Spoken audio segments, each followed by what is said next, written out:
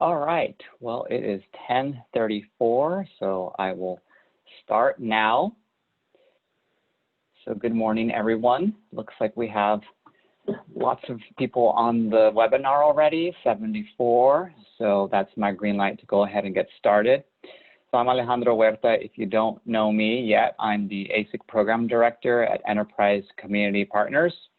My peers at California Relief, Urban Echoes, and Climate Resolve will deliver the bulk of today's webinar presentation, but I'm going to give you a really quick AHSC 101 at the beginning.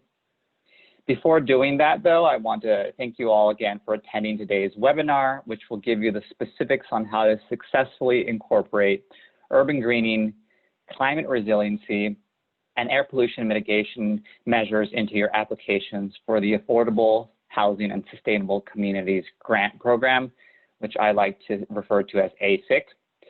And let's also thank the State Strategic Growth Council for sponsoring today's webinar. And lastly, here are a few logistics. So you were all muted upon entry and also not allowed to show your videos. We are, of course. So if you have questions throughout this presentation, I encourage you to please enter them directly into the chat box, which is you see on the Zoom application is toward the bottom in the middle there. And we'll do our best to respond to these questions as they come up in the chat.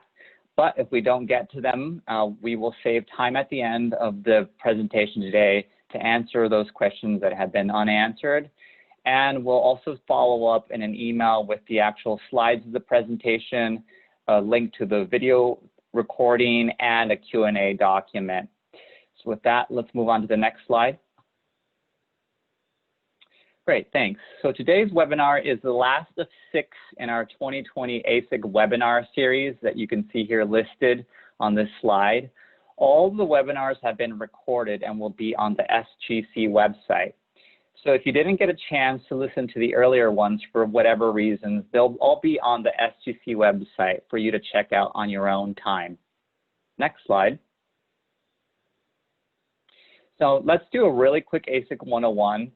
AHSC, as you know, probably is one of many of California's cap and trade programs, or what we also refer to as a greenhouse gas reduction fund, which receives its revenue from auctions held quarterly where pollution allowances are purchased. It's important to have this background in mind because at its core, the AHSC program is a greenhouse gas reduction fund, but it covers much more than that, including the topics we'll cover today. Next slide. Lastly, if you don't know, each year SGC, or the Strategic Growth Council, which oversees the AHSC program, contracts with technical assistance providers to offer focused technical assistance to qualified applicants throughout the state. Enterprise Community Partners and its sub-consultants are the TA provider for this round of AHSC. As you can see from this slide, we have a robust team of sub-consultant specialists that offer technical assistance throughout the state. This webinar in particular is being hosted by 2 of our TA team members, California Relief and Climate Resolve, who help the AHSC applicants with the urban greening, climate resiliency, and air pollution mitigation sections of the AHSC application and narrative. Okay, now let me hand it over to California Relief. Thank you, and I'll be here to answer any questions.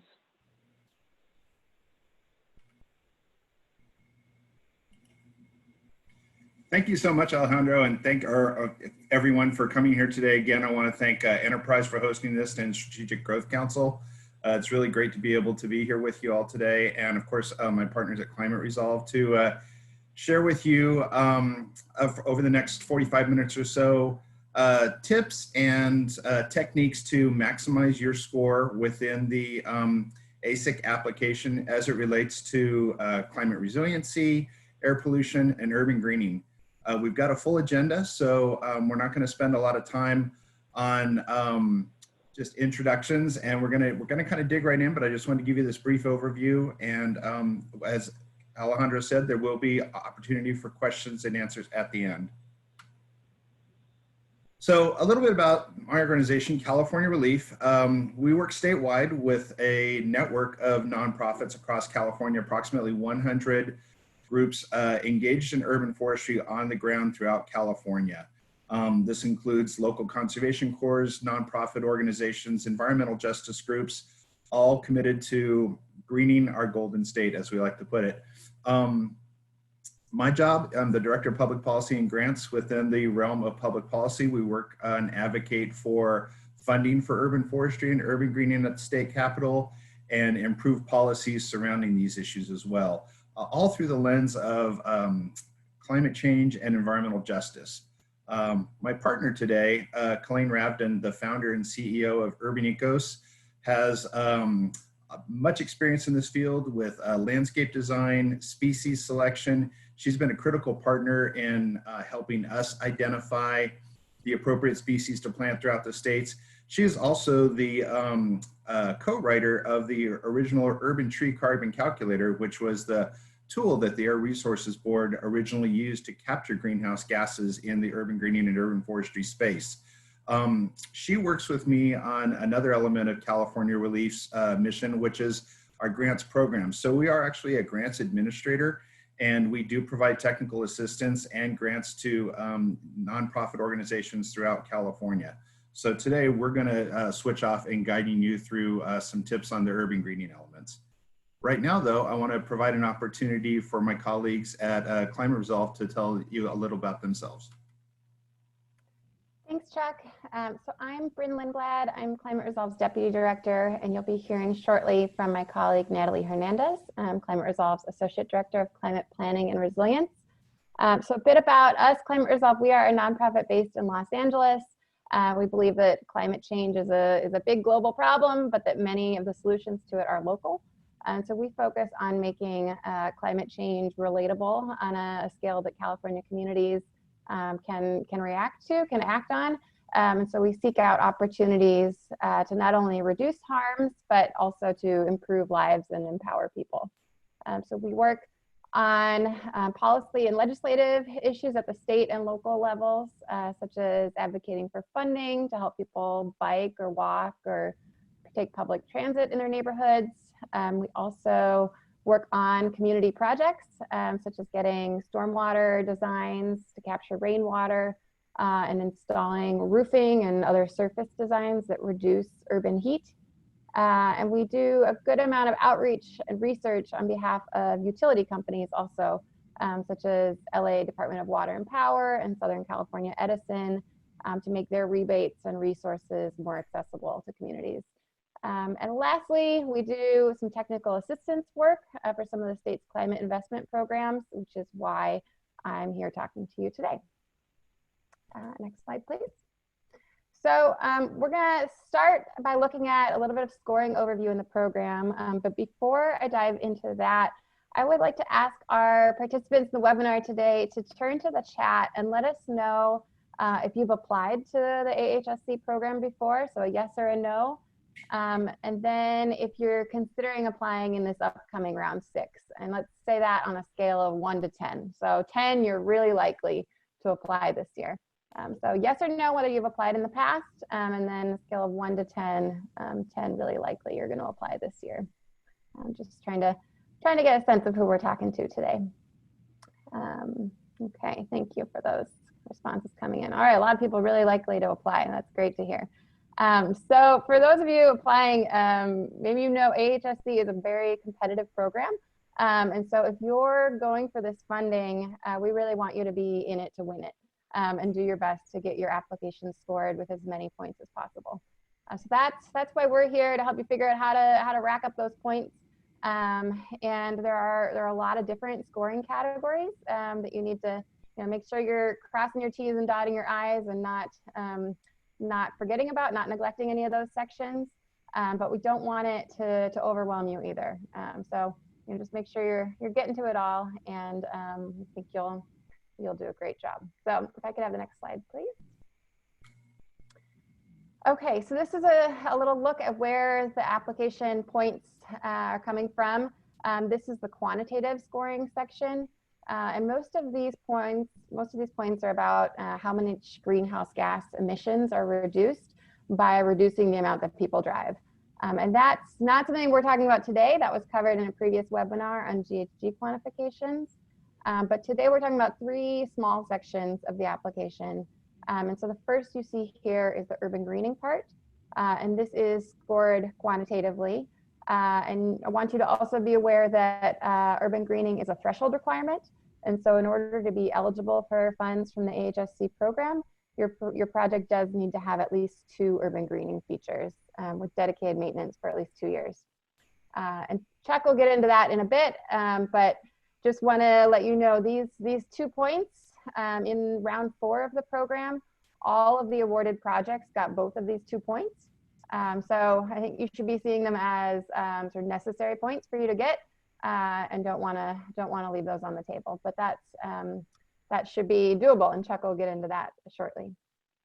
Get the next slide, please. The other 2 sections that we're going to talk about today are part of the narrative-based scoring, and there's a total of 15 points from the narrative. We're talking about 5 of those today. So the climate, resiliency, and air pollution exposure sections. And Natalie's going to talk to you about those in a little bit, but just want to give you a sense of sort of how many points we're looking at. So the climate resiliency is 3 points, and the air pollution is 2 points.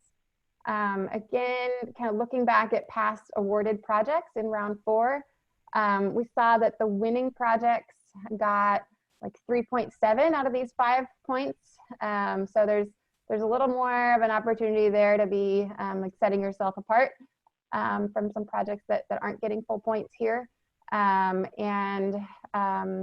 if we compare that, those awarded projects got, like I said, 3.68.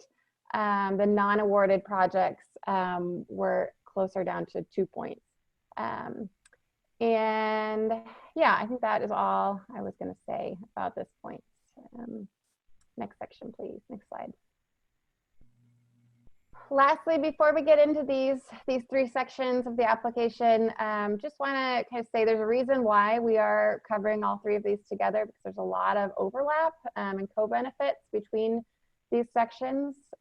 So, you know, a lot of benefits for public health and saving the city money in the long run, for example, by mitigating extreme weather and disasters or flooding events.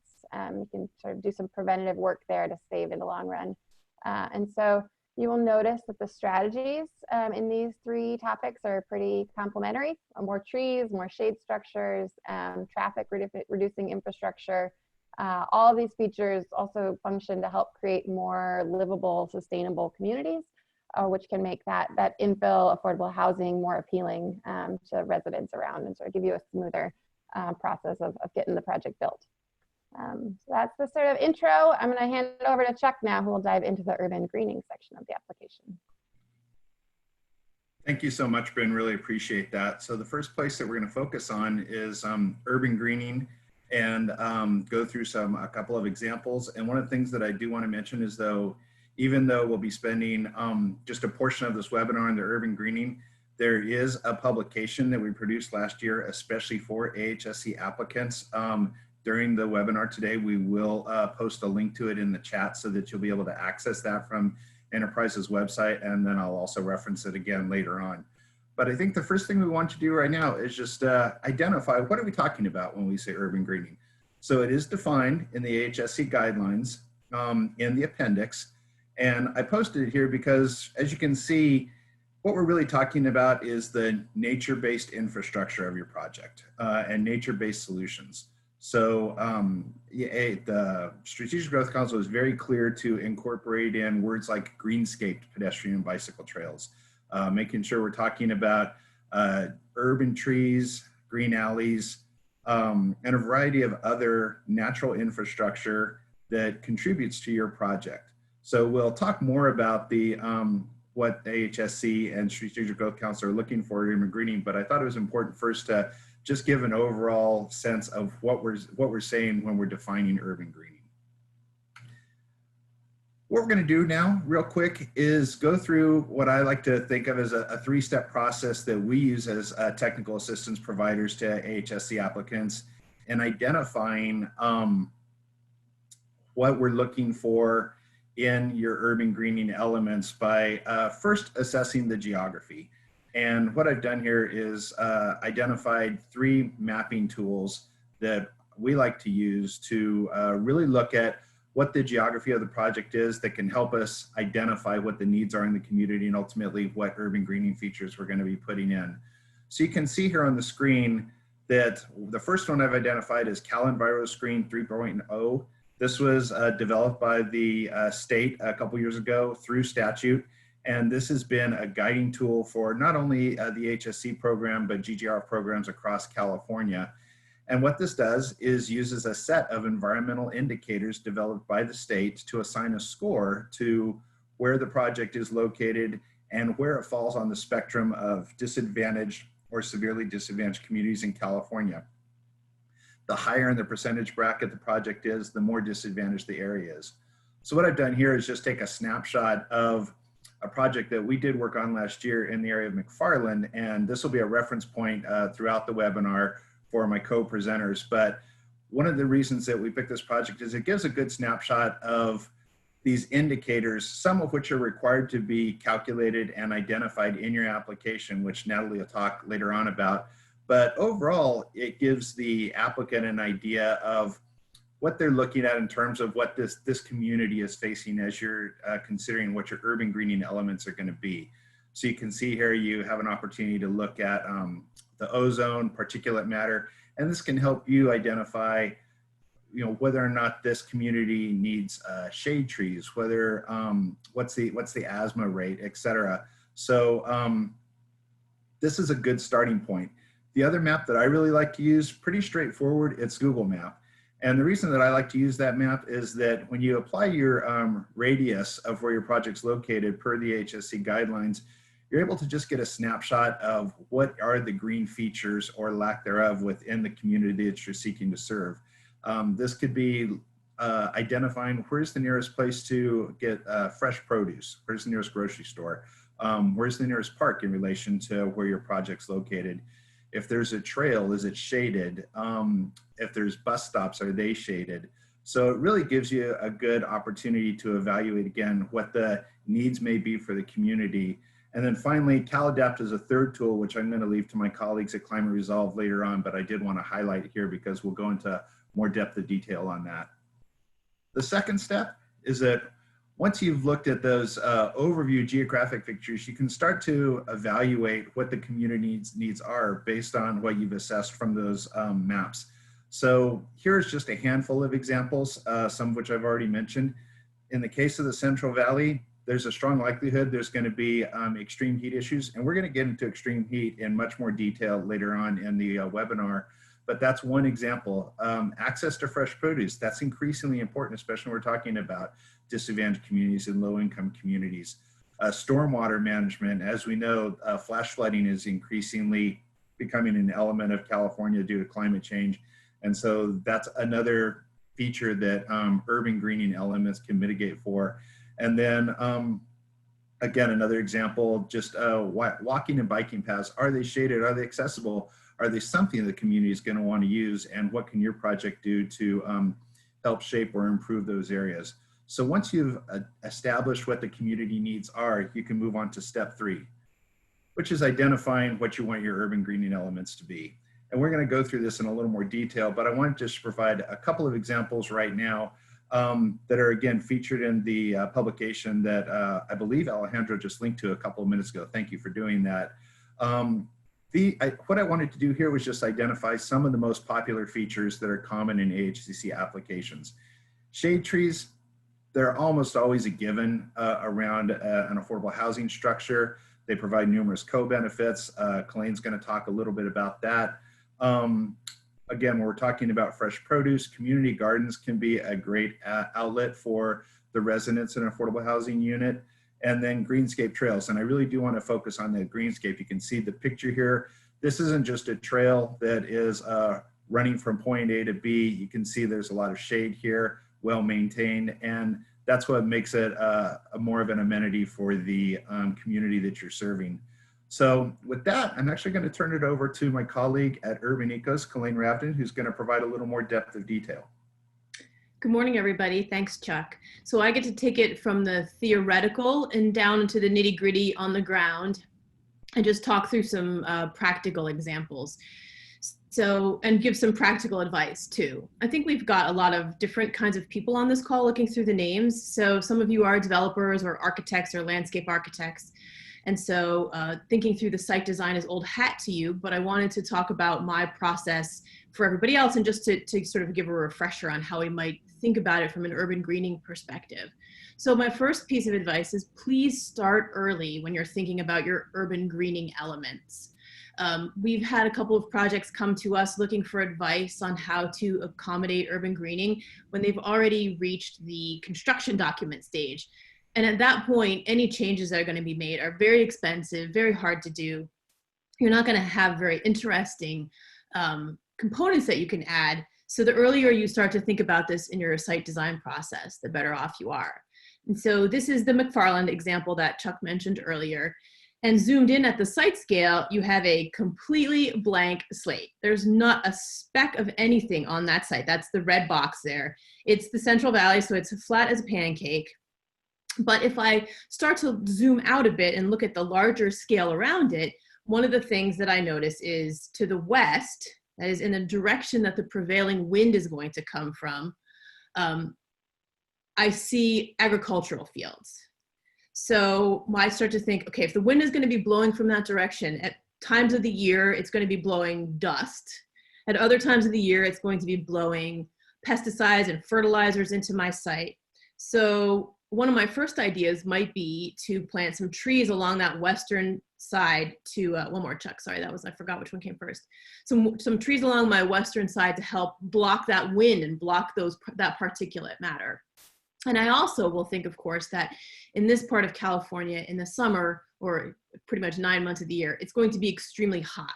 And so particularly at the later parts of the day, when the sun is coming from the west, it will be shining on my buildings and it will be extremely unpleasant there. So thinking both of the wind and the sun, that wall of trees that I might plant would be a really successful way to fend off those two environmental challenges.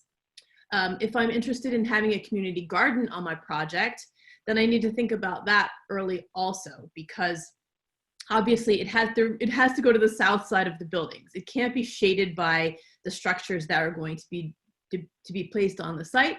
So I want to have the siting of my community garden as early in the project as I can to make sure that it's getting as much sun as it needs. And I might look at the slope of the site. Is there a place where my arrow went crazy for some reason.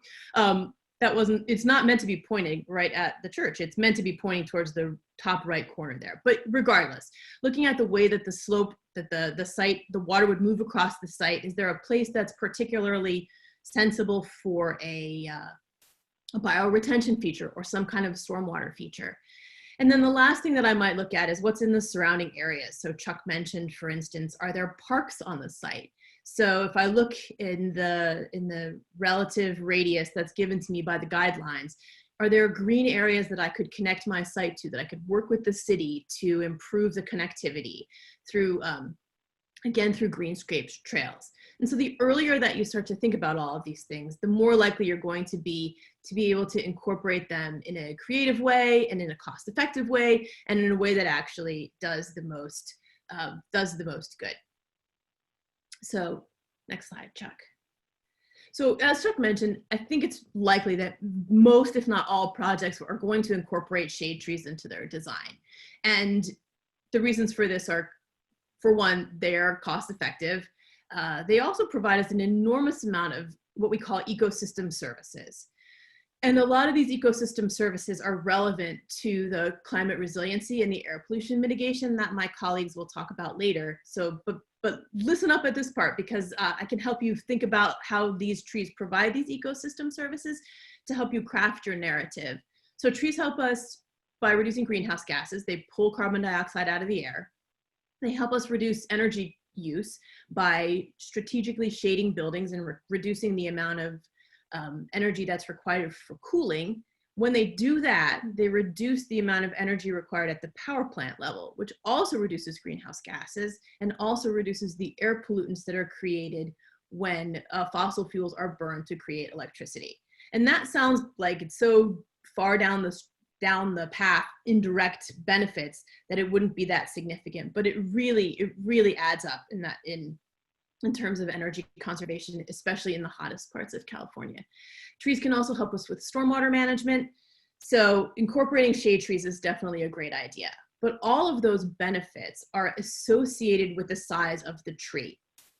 So oftentimes we might see people cramming little tiny trees onto the site and hoping that that is sufficient. But I will say the trees absolutely have to be big enough in order to provide those benefits. So my middle rule there is bigger is better. The biggest tree that you can fit onto the site is going to be the one that provides the greatest amount of benefits. We also would like to plant trees to shade buildings and pavements. And that will help us with reducing the urban heat island impact, as well as I said, reducing energy consumption.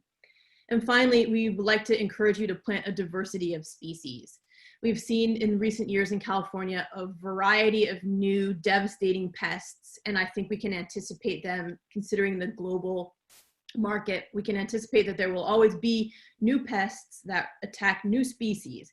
So the wider and the more diverse our palette can be of trees, the more likely we are going to be to have success and to have a healthy ecosystem there.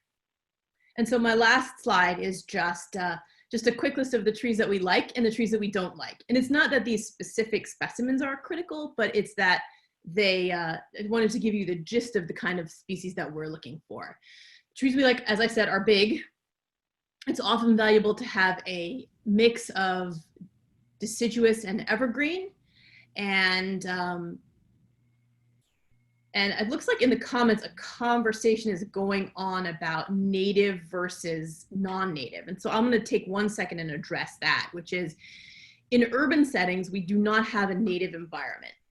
We have a hotter, drier, more soil compacted, far more polluted situation. So I always love to look first for a native species that is relevant, but at the same time, we also want to acknowledge that we don't have a native environment. And so native species are not always our #1 choice. So on the list here, we have some species that are native and some that are not.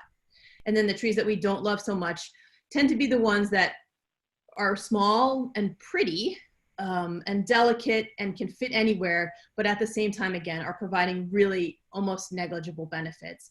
And finally, of course, palm trees, which aren't even palms, and for the most part cannot be paid for with state grant funding because they do not provide the benefits that we're looking for.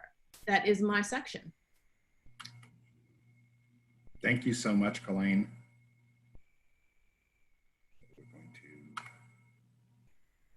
So a couple more just quick points here. One of the things that we wanted to remind you of is that the urban green elements are required. There's 2 that are required. A common point of confusion is the scoring, which is we want to make sure that everyone is aware that you do not get 1 point for each urban greening element.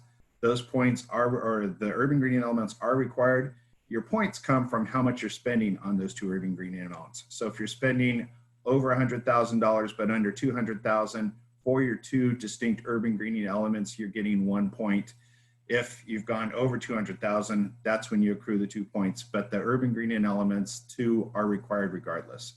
Another point to remember, and this is a really important one because this has come in the later rounds of the AHSC application, is that Strategic Growth Council did amend the urban greening definition recently to allow for community gardens not to have to be publicly accessible. They just need to be accessible to the residents of the affordable housing development. And this is significant because, as you know, if a development has gates or otherwise is restricted just to the residents, then that public accessibility component doesn't apply. Thank you to Strategic Growth Council for allowing for this kind of flexibility, which is then allowed for more community gardens to be integrated into the process. And then finally, you'll see here we say, don't sweat the small stuff. As Bryn mentioned earlier, the application does have a lot of elements to it that need to be completed. The urban greening is really the low-hanging fruit. And you'll see here what we've done is posted the 2 areas within the application that apply to the urban greening element, which is identifying what the 2 elements are and then the total cost of the project. So this is a real opportunity to not only benefit the community that you're serving through your project, but also picking up those key critical 2 points that, as Bryn mentioned, are typically connected to successful applications. And finally,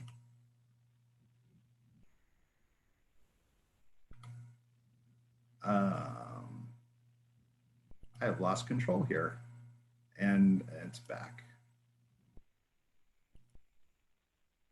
Finally, as you know, I mentioned a document that we put together last year.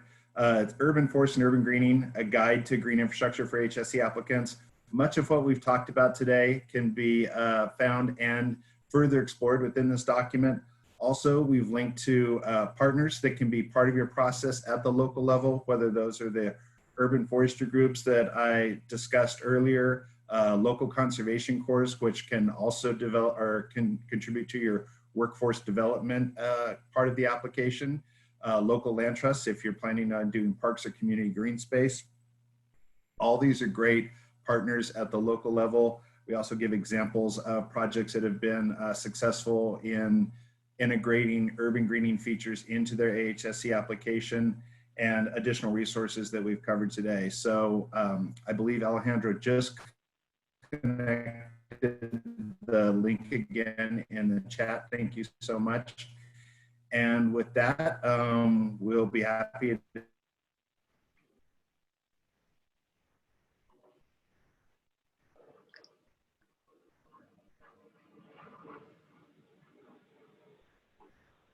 Go for it, Natalie. This is Natalie, and I'm so sorry that I might adjust the screen here. I don't know what exactly happened. That's so fine. I will, go ahead. Yeah, I'm wondering what happened.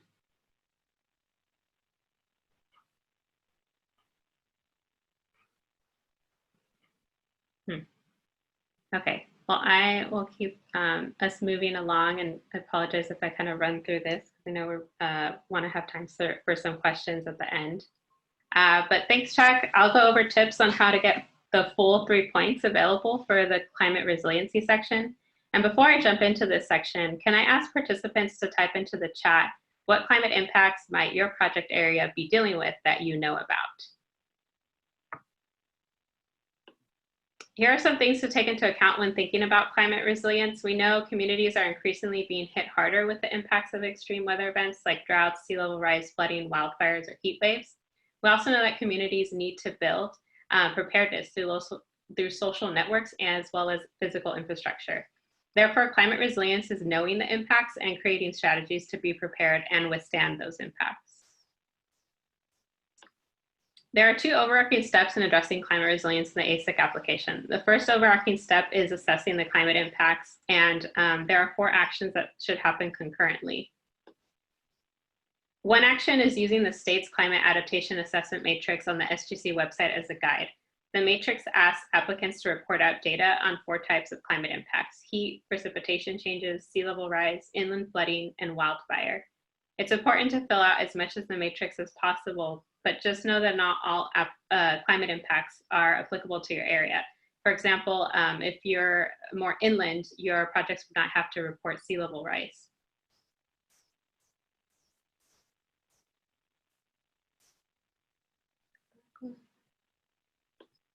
Another action is obtaining data for the matrix. You can use climate data via a climate assessment from your local government or by using caladapt.org.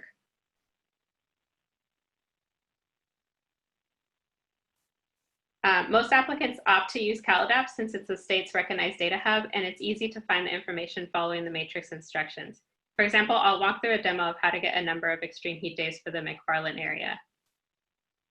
This is the extreme heat days and warm nights tool and what it looks like on the CalAdapt website. We'll compare extreme heat days in McFarland for historical and end of century RCP 4.5 projections. The first thing you do is put in the project location by clicking on the change button on the left side of the screen. Once you click on that location change button, your screen will be redirected and you'll type in the project location into the address box, which in this case is for a project in McFarland. Then leave the default CalAdapt geographic boundary to measure climate impacts, which is 1/16 of a grid or approximately 6 by 6 kilometers, and then click update.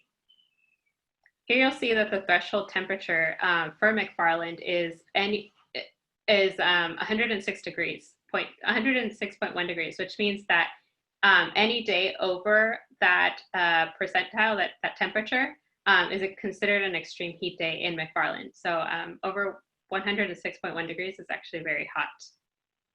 And that temperature changes is based on the type of region that one would live in California. Then the two emission scenarios of representative concentration pathways, or RCP, are given, 4.5 and 8.5. The 4.5 RCP is a scenario in which global GHG emissions decline after 2040, whereas the 8.5 describes a scenario in which global emissions continue to increase over the next century, also known as continuing business as usual. The climate impacts projected in the 4.5 RCP are less dramatic than those in the 8.5 RCP. You'll use the buttons on the left side of the screen to toggle and view different projections of each RCP. And then this is the timeline part where right now we're choosing the 4.5 RCP, which is the less dramatic projection. And outlined in red, you'll be asked to report the number of annual average extreme heat days over time. So you'll see on the screen that the default historical timeline shows that McFarland has had an annual average of 4 extreme heat days. And then you'll toggle the slider on the right to determine the projected extreme heat days for mid-century and end of century. And in this case, we're looking at the number of extreme heat days towards the end of century, where they're projected to be an annual of 29 days over 106.1 degrees in McFarland. So I just want to emphasize that you should kind of write this data into the narrative. I've posted it up here on the screen, and want to emphasize that this is a key point about heat in McFarland changing over time, and that this data makes a case for why there should be designs in place to adapt, or else residents can suffer from heat exhaustion, dehydration, and heat strokes. Another place to reference if you need help contextualizing your climate impacts in your narrative and understanding the bigger picture is going to look at the 4th Climate Change Assessment regional reports for your area. And then lastly, you should be connecting the projects with local planning documents if available. For example, by 2022, each of the jurisdictions will be required to address climate adaptation in a local planning document. So make sure to coordinate with city staff on this. And then this is the fun or more creative part of this process for how you as a developer, local government staff, or CBO get to influence the design of the project. I want to reiterate the need for the narrative and the matrix to connect and reinforce each other and the strategies. So in McFarland, extreme heat was a big concern.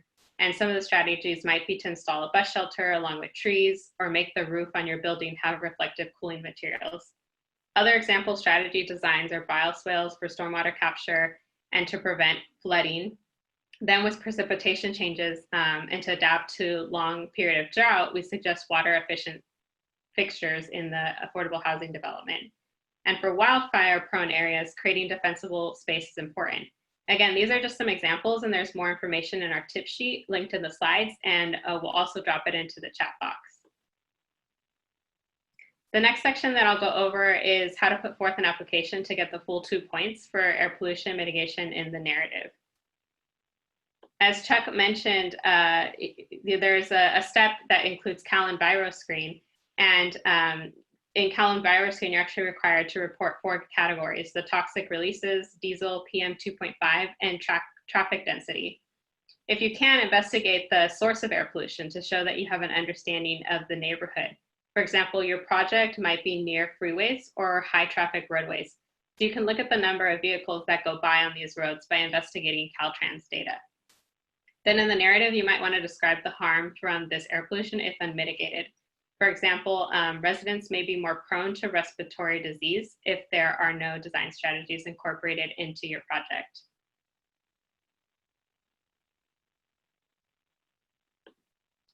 For strategies, the AHSC program is really looking to what projects can do to reduce air pollution and exposure to it. So these are just a few examples. The first is a roundabout, which calms traffic in the area. And studies show that roundabouts can reduce localized pollutants concentrations by 20% or more compared to intersections that force stop and go accelerations. Then another example is a vegetation barrier between the project and a high traffic roadway.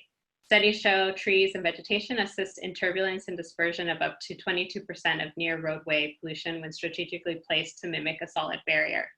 And even if you don't have a wall barrier of vegetation, planting a good amount of trees can absorb pollutants and traps particulate matter. So make sure to work with California Relief on your tree selection to do this.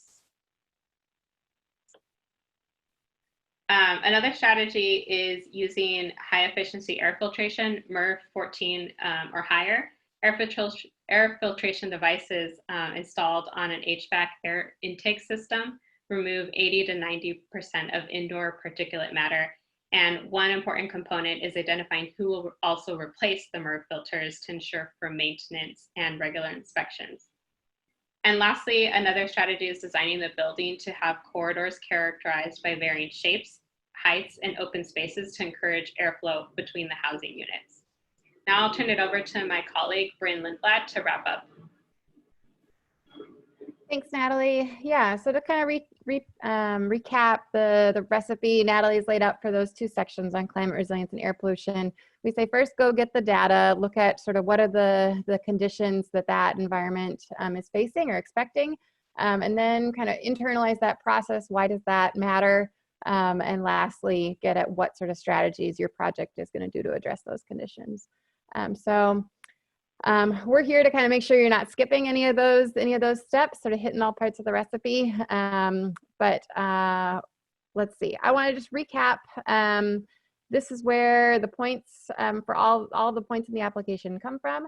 For those of you who are familiar with earlier rounds of the AHSC program, you'll note there's been some changes. Some things that used to be competitive scoring criteria have now become threshold requirements.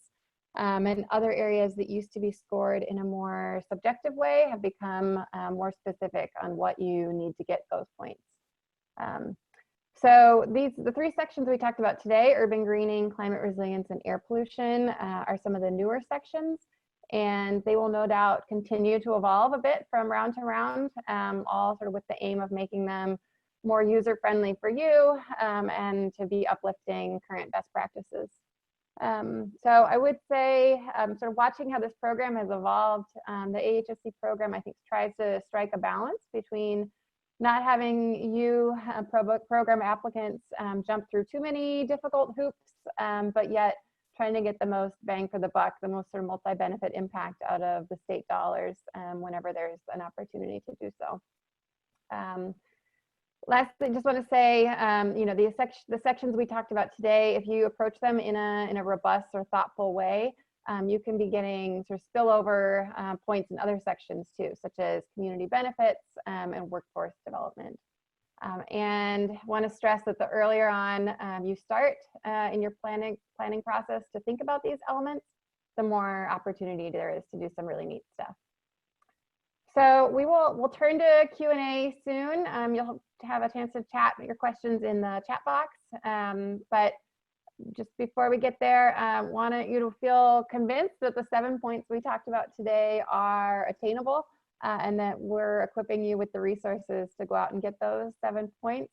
And this team of technical assistance providers is not going anywhere. All the speakers here today are part of an ongoing technical assistance team that's available for you to reach out to with any questions you might have starting today. We'll give you our contact information in a moment. But first, I just briefly want to make sure you're clear on the program, the timeline for the program. So this is the anticipated program timeline that the Strategic Growth Council will follow. It's an annual grant cycle. Every November, the notice of available funding comes out, and then you get to work on your application over Christmas, and the application is due in the early February. But before the NOFA is released here over the summer, they'll put out some draft guidelines, and then those will get adopted around October. And shortly thereafter, the NOFA comes out, and you get to start working on your application. Next slide, please. And this is our recommendation for the timeline that you should be following in order to get your applications ready and in good shape come early February. So as we've said, sort of the sooner you start thinking about these sections, the better your chances are at being able to incorporate some neat community serving elements. And especially when a public sector partner is involved, that's not something that you want to leave for the last minute. So we are available to help you start thinking through these sections already now. And then this fall, keep your eyes out for when you can apply to be a technical assistance recipient. And we'll be certain to have some more ongoing review of your progress on the application then. So our technical assistance team, we offer red line edits once you're further along in a draft. But most of all, we'd like to just talk to you early when you're scoping out your project elements. So we'd encourage you really to not wait until it's too late, and don't be shy. We're here to be a resource to you. Here you have our contact information from the speakers today, as well as Shep, who's the program contact at Strategic Growth Council. And at that, we'll turn it over and start trying to answer some of the questions that you might be putting in the chat box. So can I ask Chase, have you been looking at the chat box? Any questions that we should take on first? Yeah, I mean, we've been answering a few in the chat. One statement that came up, it said, Nathan says that Caltrans has data for state highways, but not other roads. Are there other good resources to analyze road use in local projects? Yeah, I think that's speaking to the slide Natalie presented when you're looking at the sources of local air pollution. You know, I think your major sources are going to be those bigger roads. So that looking at the Caltrans data is probably your largest source of the local air pollutants. Sometimes if a local like active transportation plan has been done, you'll have traffic volumes that you can find in there. But yeah, there's not necessarily a comprehensive database out there for local roads traffic volumes. Cool. Thank you. This is Alejandro. Let me just add to that really quickly. I think if you have a project in a locality with a public health department, you might try to reach out to them. For example, in LA County, Department of Public Health is actively involved on the AHSC applications. So I would suggest reaching out to your local public health department, as they may have this data as well. Good tip. And then somebody's asking if there is a location for all of the slides from the AHSC web meetings in one place. This is Alejandro. So I can answer that in two ways. One, as I mentioned previously, all of the webinar recordings will be on the SGC website. So if you currently go there, there's only one of them right now, but eventually they'll be up there at sgc.ca.gov. And then in addition to that, feel free to email me. As you see on my contacts is here on this slide. I can send you the presentation slides if you'd like as well. Earlier on, somebody had asked about, and people seemed interested in knowing a little bit more about tree selection. So are there like any particular resources that you would direct people to as they're trying to decide what kind of vegetation they want to put in their projects? Well, this is Chuck, and I'll also let my colleague Kalaine chime in. There are best practices guides that are available. I want to say that in the urban greening section, or in the appendix for the AHSC application, we've seen some of those recess connected before in terms of best management practices, which are adopted by CAL FIRE and the Natural Resources Agency, and Tree Select. And then I'm sure there's a couple others that I'm missing. Kalaine, you want to help me out? I'm sorry, I had muted in the wrong direction, so I actually missed the question. Guides for species selection. I think you covered the answer pretty well. I would also say, depending on your city, some of the nonprofits in the different cities also have really good selection tools. I'd say anywhere in the Central Valley, I really like the Sacramento Tree Foundation's shade tree tool. Tree People also does a good job. Friends of the Urban Forest in San Francisco. So I would turn to your nonprofits, would be a good place to start with that. But as somebody else mentioned in the comments, there are all kinds of layers of restrictions on you. So what we might recommend might not be allowed by your city, though that we've worked pretty hard to make our list of preferred trees ones that are widely acceptable, that aren't invasive or too messy or things like that. But I think your nonprofits are really a great place to start.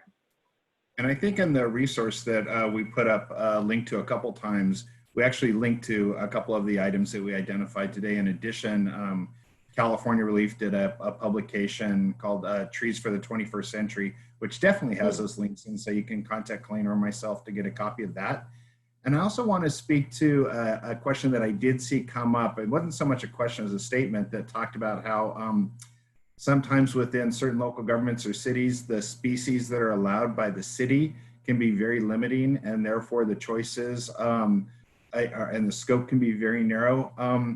I just want to say that I think it's been our experience, and Colleen, please chime in here, is that you can always go to the city and see if they can add on the species that you want to include. And we have had certainly plenty of back and forth with some of our grantees in the Cal Relief Program in terms of the species that the state wants to fund and the species that the city wants to see planted. And there can be some give and take there. So Colleen, anything to add there? No, I agree. The cities usually, oftentimes those lists are pretty old, and we've had success in just asking for things to be added to it.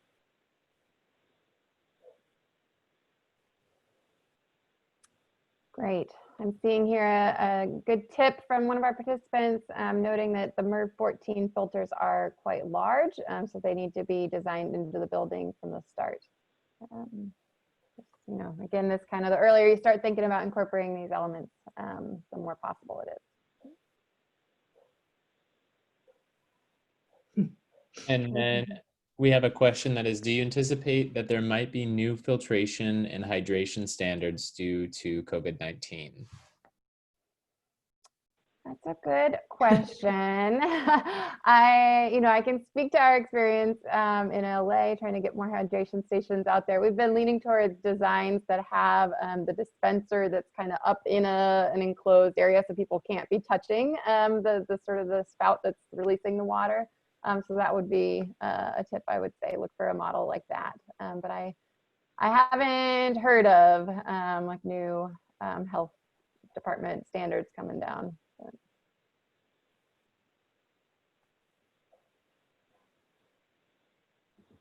Alejandro, can we go back quickly? Colleen, you mentioned this earlier on in the conversation about native vegetation. I didn't know if you wanted to add anything to that conversation. Thanks, Alejandro. I actually am happy to do that because it's hard to follow the comments while you're talking, and so I wanted to throw my 2 cents out there, but I'm glad to maybe be able to add on a little bit. So as I said, there are so many constraints around trees in terms of what can be successful in cities.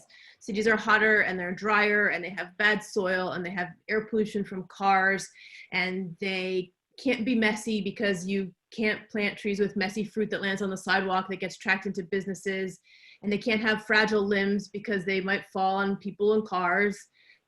We want to be sure they're pest resistant as much as possible, because if a wave of pests comes through and destroys them all, we'll have lost our entire investment. You can't plant big trees under power lines. You can't, anyway, the list of constraints is enormous. And so if we add native species as a ruling constraint, we would probably be left with nothing. Also, we have to consider the fact that in much of the San Joaquin Central Valley, along the coast, there actually were really few to no trees. So I think it's interesting, and I always like the challenge of trying to add native tree species to a project where we can, but I don't think we want to limit ourselves to that.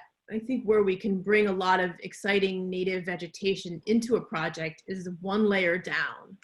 So the smaller trees that are more like shrubs, the shrubs themselves, ground covers, native grasses, wildflowers that are native that would support native pollinator species. So I'm not turning anybody off from planting native trees, but you can't put a California coast live oak in front of everyone's house. So I would let's be as creative as we can, recognizing that the urban environment is a difficult one. And from a water perspective, it's going to be those things in the next level down, like the flowers and the grass, like lawns and shrubs that would probably be our big water drains anyway. So, and I should also say, on all of our lists, we are only providing you with trees that are water smart, let's call them that are very low, and in occasional cases, moderate water users.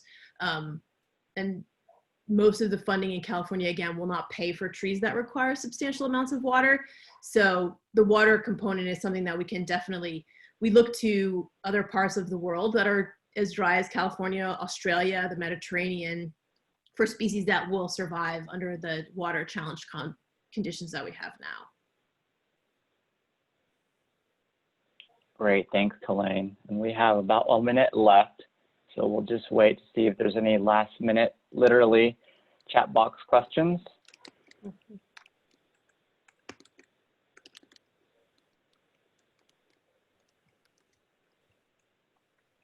If not, as I said, we'll send out a follow-up email with the questions from the chat, as well as the sources, the multiple sources that have been linked in the chat box, the presentation slides, and the recording of this webinar.